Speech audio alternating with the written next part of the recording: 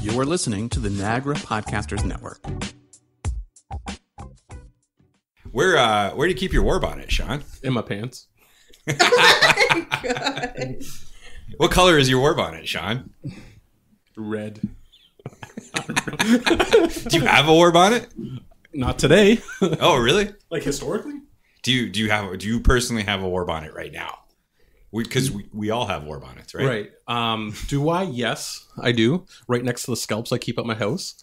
In your teepee, right? And my teepee, yeah. Yeah, which is next to the lodge.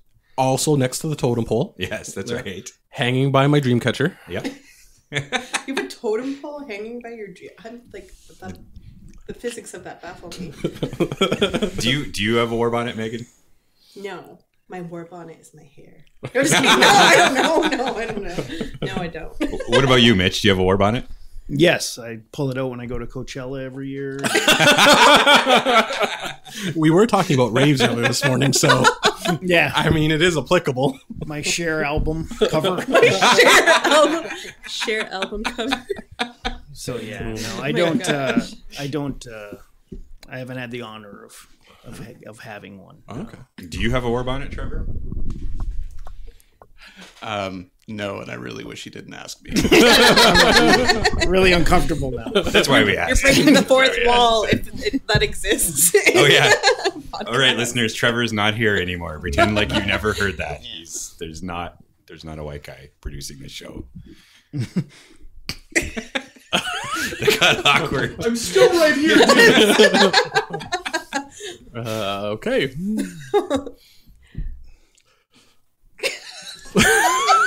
All right, so that's the show. Thanks for listening to One Dish, One Mic. We don't have war bonnets. In the heart of the One Dish with One Spoon Treaty Territory, Niagarans Sean Vander Klis and Karl Dockstader dish on any and all issues from a First Nations perspective.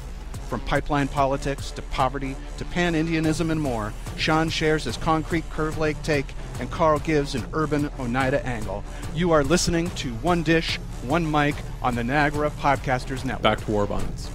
Back to war bonnets. Back to none war of us have war bonnets currently, except for Mitch. Mitch. To take to his festivals, his music festivals, to wear to a Tribe Called Red shows, and Yeah, DJ all the shows, time. right? That really pisses them off too, right? What's that? The people are honoring them by showing up with war bonnets. Yeah. Oh my Yeah, gosh. people show up to their shows wearing their war bonnets. Well, I mean, like a Tribe Called Red, they really emphasize those stereotypical roles that society has placed on us. So if you've ever been to a Tribe Called Red, a lot of the art shows, a lot of the they'll play videos on walls. They're all like 1950s, 1960s cartoons. So I could understand why a non-Indigenous person would think that it's honoring, but it's not. Yeah, it's like tongue in cheek. not- Like yeah. they're not showing the cowboy and western video Exactly. because they love. As much as I want to be the Indian guy from Mortal Kombat, I am not.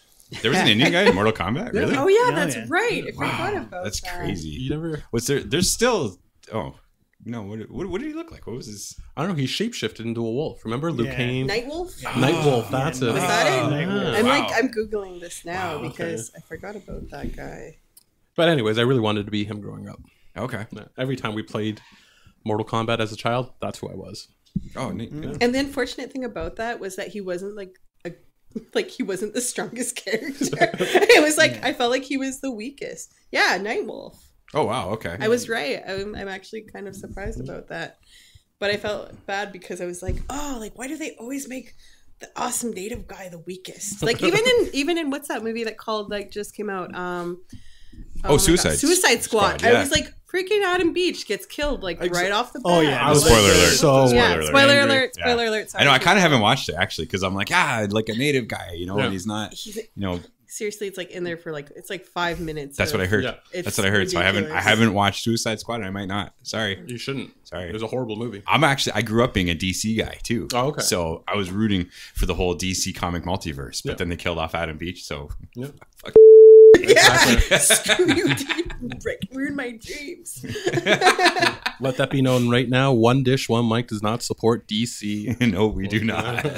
That's condemnation. Yeah, exactly. Marvel, sign us up. Yeah, that's right. This show is brought to you by the Marvel Universe.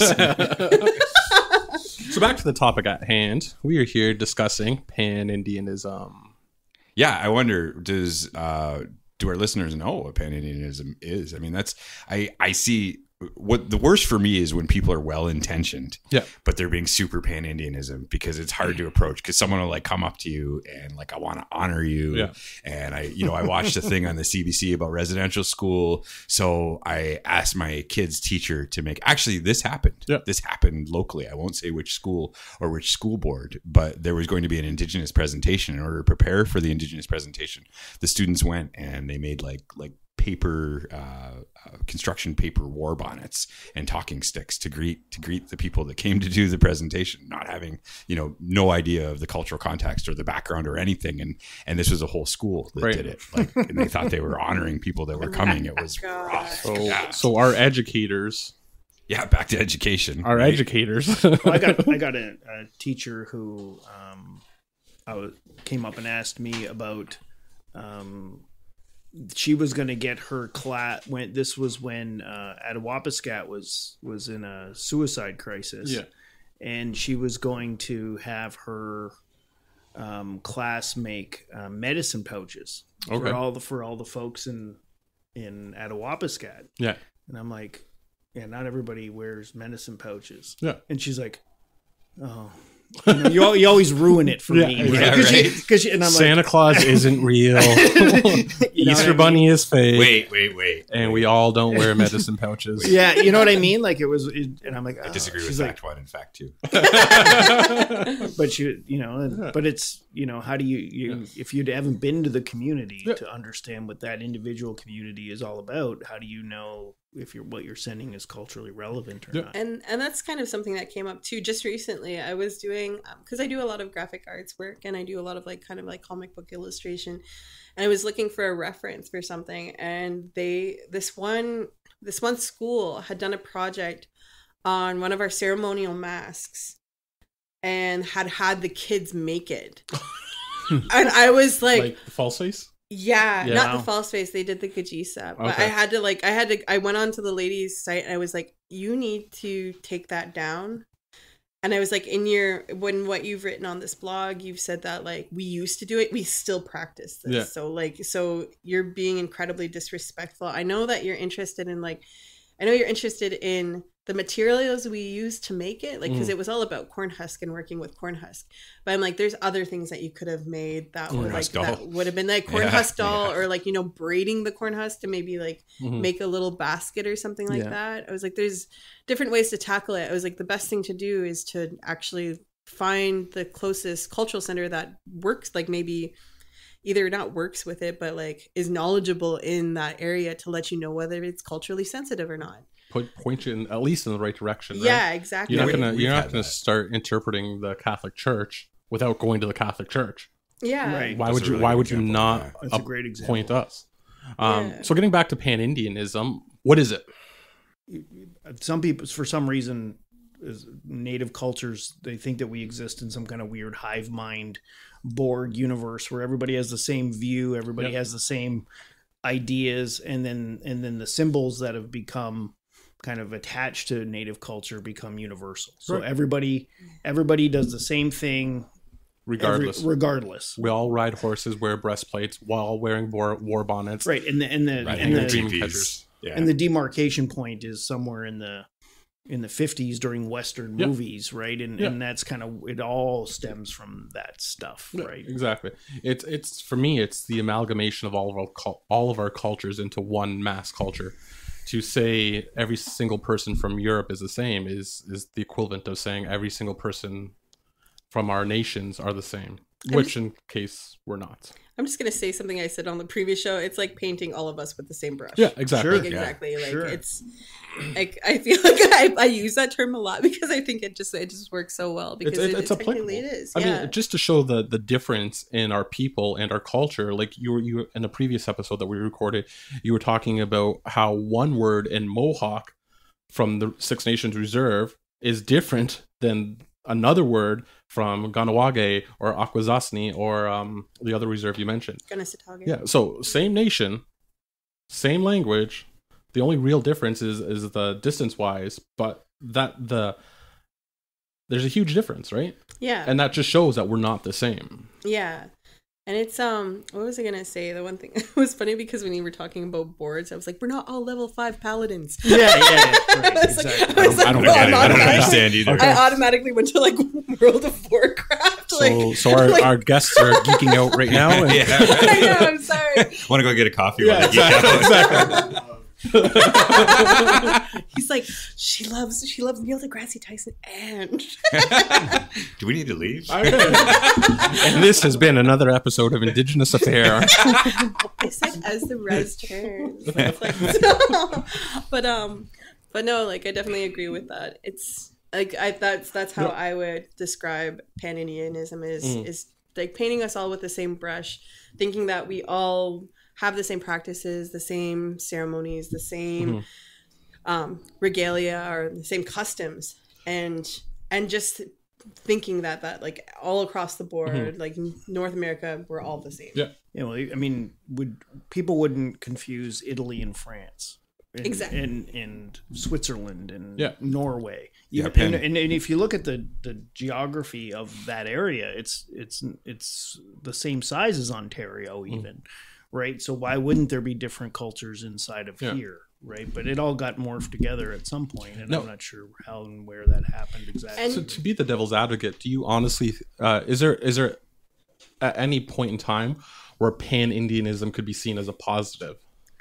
I don't really think so, and I kind of think it's like been a tool to kind of degrade like our own understanding of our identity, so that we actually know where we come from or what customs are ours. Right.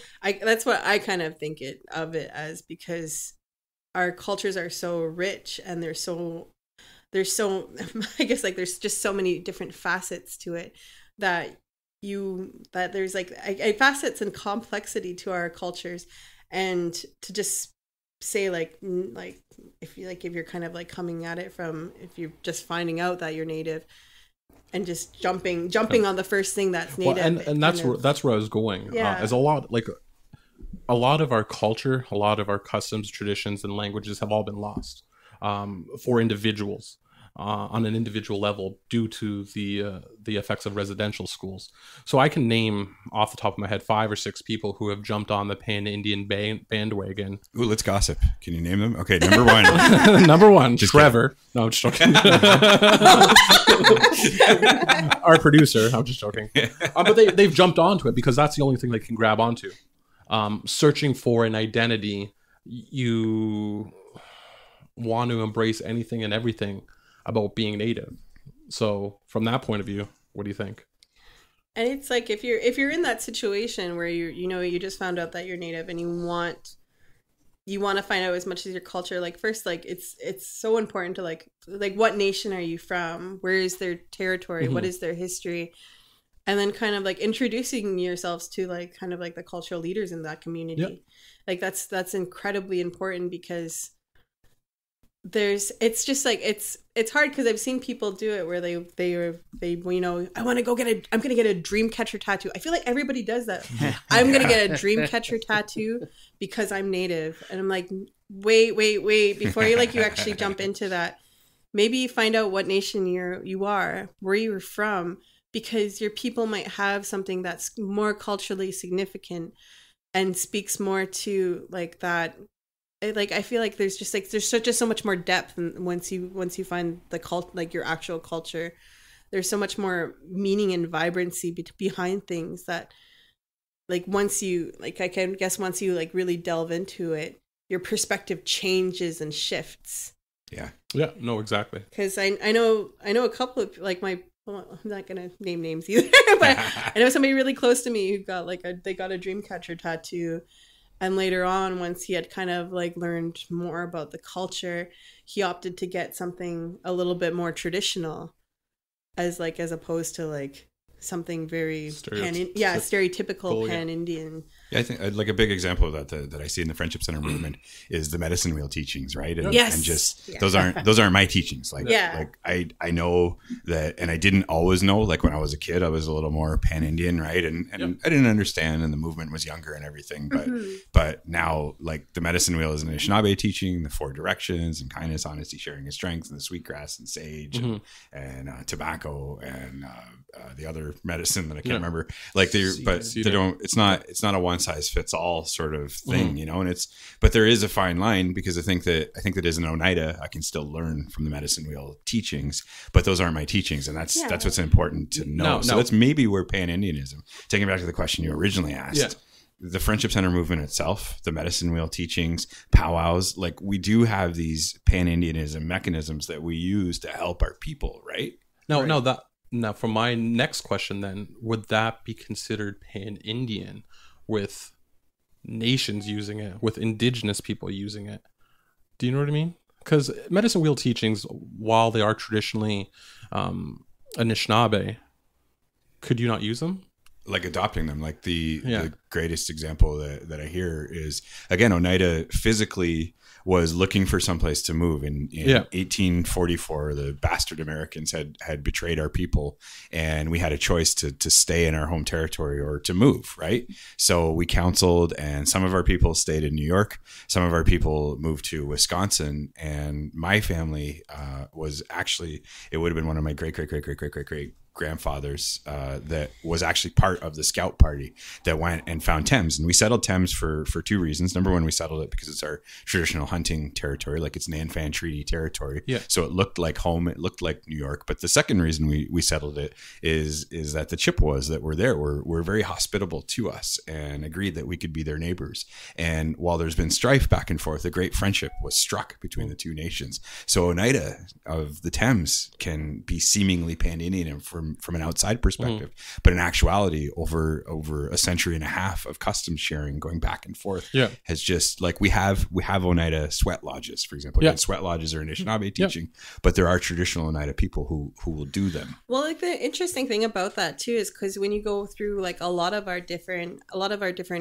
cultural teachings, actually are kind of like, it was almost like they were treaties between nations, because like that we were talking about alligator dance. Alligator dance is actually a Seminole dance. It originates from Florida, but it was kind of like recognition of our relationship with each other, or our meeting each other.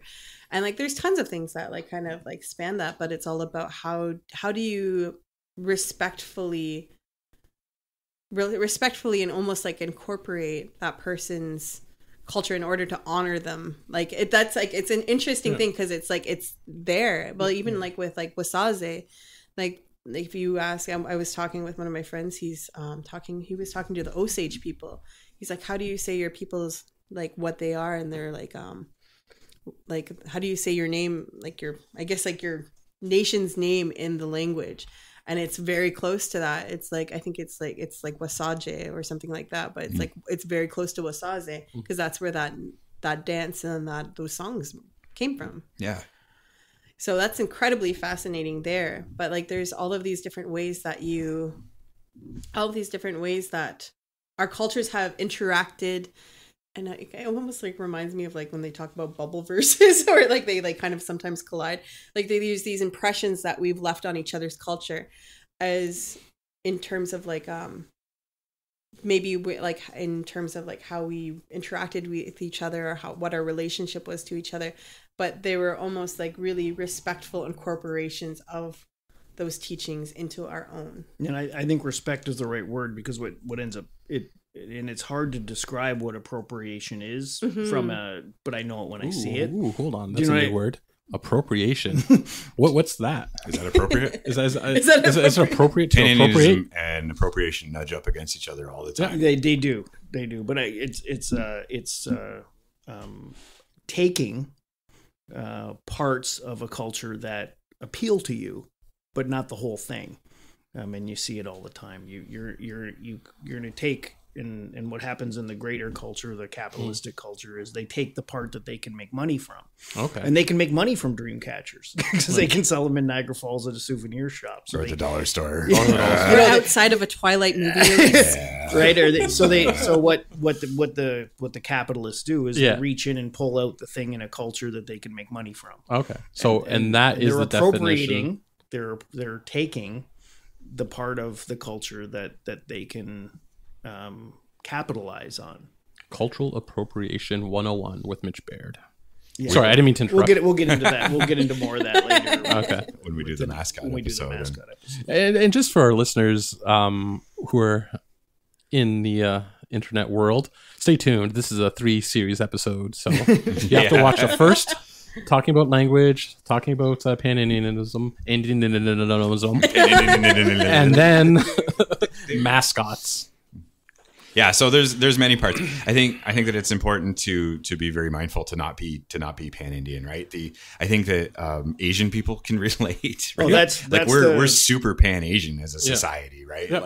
Yeah. The Chinese sushi and the Japanese. It's actually Japanese sushi. Yeah, that's what I mean though. That's what I mean. Like people are like, oh, Chinese sushi. That joke went way over my head. I went to a Chinese restaurant and had sushi. That's the sort of pan-Asian thinking that like it all Japan, Korea, God damn China, you, Mandarin. It's all the same. And even when you look at China itself, like China has several different provinces and distinct heritages. 2 distinct languages. Yeah, right. Yeah. And there's Mandarin probably and more Cantonese. languages than that, Yeah. like within those families. Yeah. Especially, various dialects within those, I would imagine. Oh, yeah. Mm-hmm. But there's ways to, and maybe that's another, like it's an easier example for our listeners to visualize, right?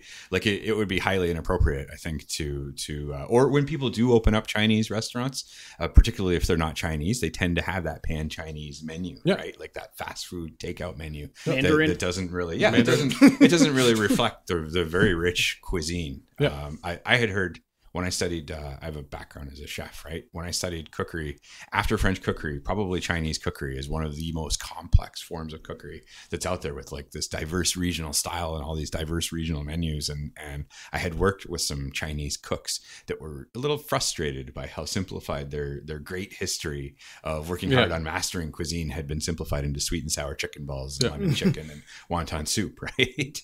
Yeah. So, it's the same thing with us and with Pan-Indianism. Like there's nothing wrong with dream catchers and war bonnets and with totem poles and teepees, but it's important to understand that our culture is a lot more rich than that. And that ultimately it should be up to us how that culture is used. Yeah. And as a result though, like when we think about war bonnets, dream catchers and totem poles, we kind of think of them in negative light. Do you know what I mean? Like it's not too often that people would see them as a positive thing unless they're symbolic too. So the result of Pan-Indianism is the lessening in value of these things that actually had significant value to the people who use them. Yeah. One plate, I just wanted to kind of throw this in there that I think that like Teen Vogue has done a really, really good job of. Sorry, like did you not see their videos that they put out? Are you the only? Do we all watch Teen Vogue? Oh my I don't God. watch No, they put segments. I saw Was it Teen Vogue? I can't remember who it was. It was Teen Vogue. It was I Teen saw Vogue. it. They put So out. coffee break again? Yeah, right. You guys talk about Teen Vogue. I'll bring you up to date.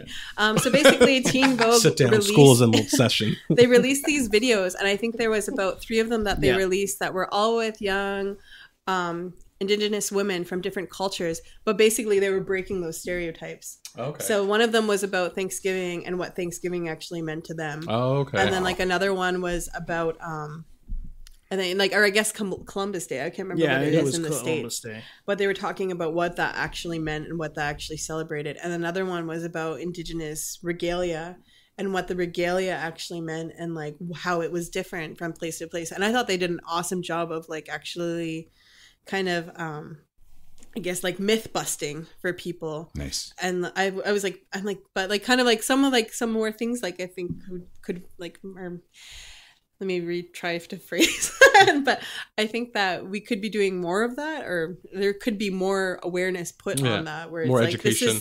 This is like, we're not all Yeah.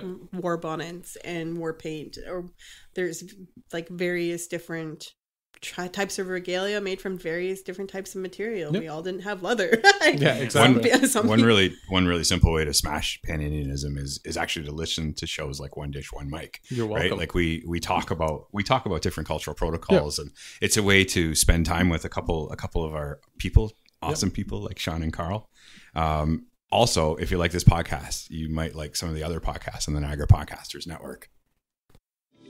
Hey, this is Trevor from Niagara Podcasters Network. A healthy community has many sources of news and information. Here at NPN, we're creating locally sourced, locally produced news content, and we're excited to tell you about The Regional, our first program on NPN News. The Regional is a weekly news show that's a political potpourri. It's a municipal menagerie. It is a local smorgasbord of interviews, panel discussions, and in-depth analysis. You can find The Regional by looking for it in Apple Podcasts, Google Play, or the podcast app of your choice, or you can find us on niagarapodcasters.org/regional. The Regional, Niagara's news magazine, only on Niagara Podcasters Network. Thanks for listening. Butter voice. Thanks for listening to the butter voiced One Dish, One Mic. Again, we have such great conversations during those breaks that you'll never know about. One thing you will know about is how we feel about the issue that we've talked about. So on this show, we have the custom of trying to end on a high note, trying to send our listeners away with a positive epilogue about all the wonderful things we've talked about today on One Dish, One Mic. So in that note, I'd like to kick it over to our first guest. Mitch Baird, what's your what's your traveling thought for the day? I like the fact that our cultures are different, and I think that's what makes it interesting. Is you're always learning. I mean, it's every right from Six Nations and New Credit right beside each other. It's every neighborhood, every little community is a little bit different, and that's the fun part, is learning the differences and not painting it all with the same brush, right? That's the good stuff. Well said. I'm going to trademark that. You should trademark it. I stole it for the last 4 shows. You have. I'm bringing it back. All right. I'm bringing it back. I'm not too sure exactly, because I feel like my So this is the part of the thought, show where Megan loses her mind. Do you have an anti-Pan-Indianism traveling thought? I know. It doesn't have to be. Don't paint with the same brush. Like that's always going to be a traveling thought. That's probably going to be my saying. But, Leave it there. But no, like it's true. Like don't paint us all with the same brush. Like if you really want to know more about like a specific culture, go to their community, learn more about them. Like there's like, it's just kind of like just like how Mitch had said, like it's about kind of like the interest and the fun in learning more about each other. And yeah, and it's just, and that's like kind of, to me, like when you are with somebody where you're actually like interacting and learning more and expanding your knowledge, I think that's kind of like it's okay. I'm gonna encapsulate this and I am like the best way I can. I think that when you go to a community, you bridge understanding, and the more that you understand about the culture, the more respectful you can be in moving forward. Well said. Damn it, you beat me to it. Sean, what's your traveling thought for today? For me, it's relatively simple. Pan-Indianism, don't do it. If you want to be an ally, don't be Pan-Indian. If you're just learning about your culture, don't do Pan-Indianism. Take the time to fully understand. You're not going to read a book on math and claim that you're a mathematician. So don't read a book on Indians and claim that you're Mr. Know-it-all about all First Nations people. Research, learn, and improve. I don't know if I can top that traveling thought. I hate going last. Everybody's already said everything. So let me see. Don't paint Indians. No. Why does it always come down to actually like physically painting people? And that's the story of war painting. Don't paint us all with the same brush, right? Like, I love the example of don't read a math book and assume that you're an expert on math, right? We're trying to decolonize is the word, but I'm gonna reference Karl Dockstader from Six Nations. Everybody, first off, drop what you're doing, go to Everything Corn Husk and buy a corn husk doll from Beth Dockstader. Yeah, she's super talented.